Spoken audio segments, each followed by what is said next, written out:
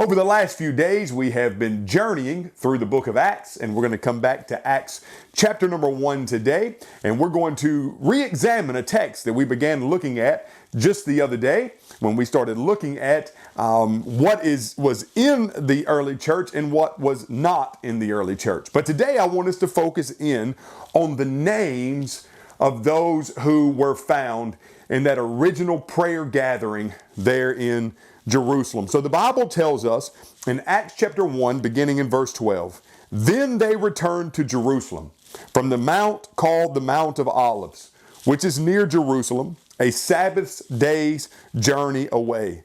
And when they arrived, they went to the room upstairs where they were staying. Peter, John, James, Andrew, Philip, Thomas, Bartholomew, Matthew, James the son of Alphaeus, Simon the Zealot, and Judas the son of James. Now, let's pause for a moment and let's remember who these guys are. Now, when you count their names, there are actually 11 names mentioned here. Now, these 11 men you begin to notice are men that you've heard about before. You have the likes of Peter and James and John and Andrew and Bartholomew and Matthew. You have these great big names in the Christian faith, names that you became acquainted with as you walked through the Gospels. You see, friends, these are the apostles of the Lord Jesus Christ. These are those that were called from the fisherman's boat. These were those who were called from the tax collecting booth. These were those who were called from all walks of life by the Lord Jesus Christ to come and follow him. Now, if you remember, all of these guys, they had walked with Jesus for 3 years. They had heard him teach. They had saw him perform miracles. They had watched the way he lived a perfect, sinless life. They had heard him pray. They had had these moments of deep time in the Word together with Jesus. Some of them had even been on the Mount of Transfiguration with Jesus. And so these guys all had a personal knowledge of the Lord Jesus Christ. Now, one thing I want to point out to you about these guys is this, that these 11 men who we see in this household in Acts chapter number 1, all 11 of these men, when Jesus died on the cross of Calvary, the Bible tells us that they scattered. As a matter of fact, we see that right there in the Garden of Gethsemane. When Jesus is arrested, the Bible tells us the disciples ran away. So they all run, they scatter. All right. Now, after Jesus dies, we see that they are gathered in a room together. And they are anxiously just trying to determine what is the next move for them. What are they to do now? After all, the one they left everything to follow is dead and in a tomb. What should we do? When suddenly the Lord Jesus Christ appears in the upper room. And he stands before them and says, reach out, touch my hands. Reach out, touch my side. See that I am not a ghost. I am flesh and bone.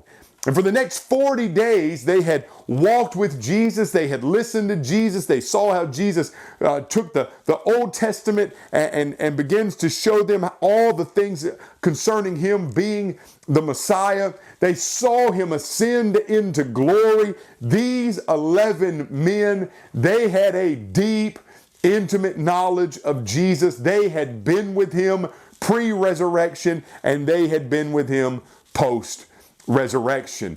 Now, these 11 men, here is an amazing thing about them.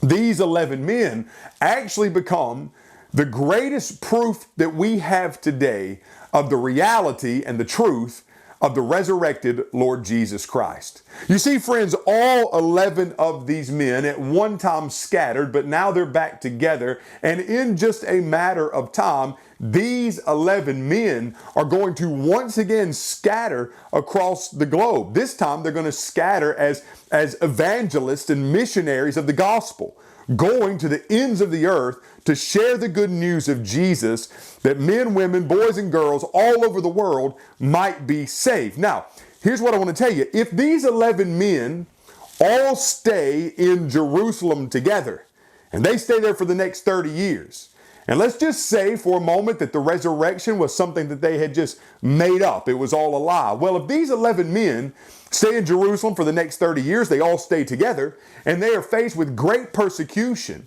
Well, they can lean on each other. One guy can look at the other. Peter can look at James and say, look, man, we made it all up. I know this persecution is getting rough, but we can't let go of the lie. We've got something started here.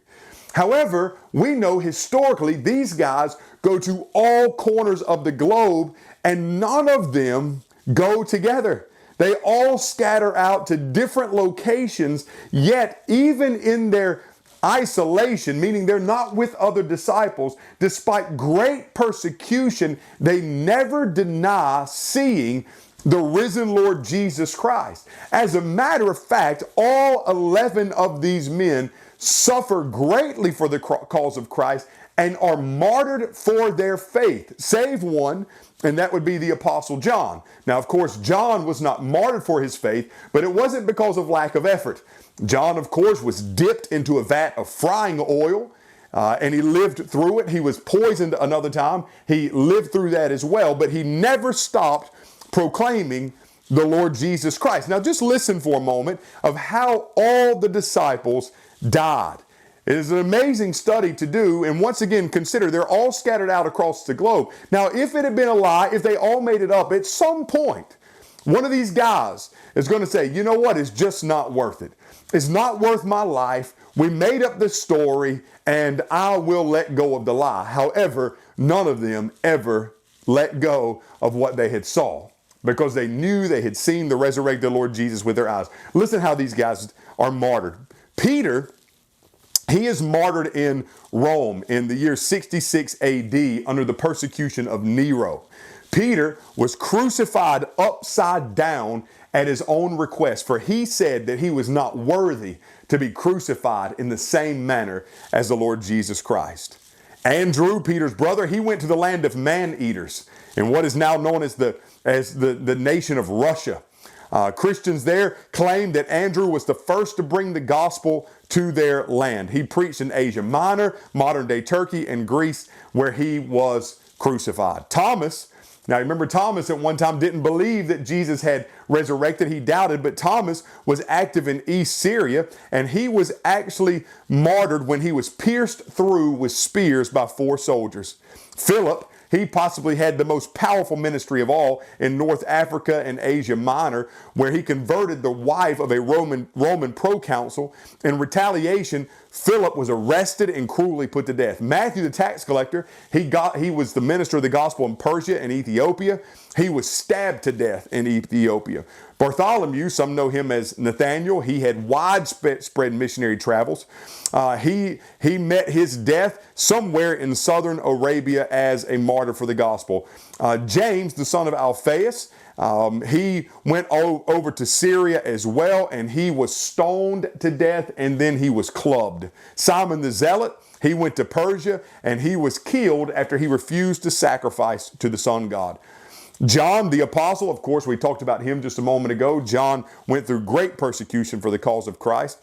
You also have Matthias, who ends up being the next apostle that's appointed. We'll hear about him another day, but he was actually killed by burning. So you have all these guys that were the apostles of Jesus, and all of them die a martyr's death, never ceasing to say, we saw the resurrected Lord Jesus Christ. They stand as the greatest witness today to the reality of the resurrection. For if it had been a lie, certainly one of them would have said, never mind.